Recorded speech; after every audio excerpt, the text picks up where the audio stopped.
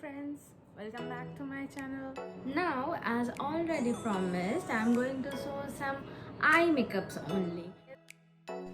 This time the eyeshadow is on blue and pink, and this is very easy application. Just have a look how gorgeous it is looking. Just follow the simple application. I am using Nicka ke birthday cake palette for this one.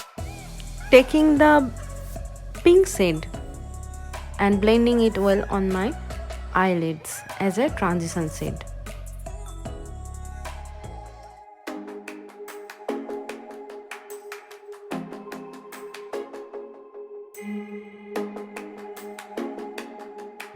I am taking a dark pink shade for further intense of the color.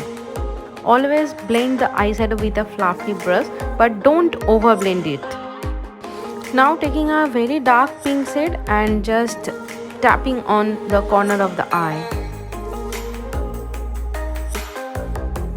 Now taking the blue shade and just tap it on the corner to middle part of your eye.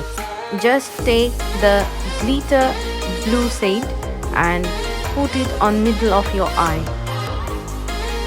Take the dark blue shade with your finger, and if you want you can apply it on the corner part.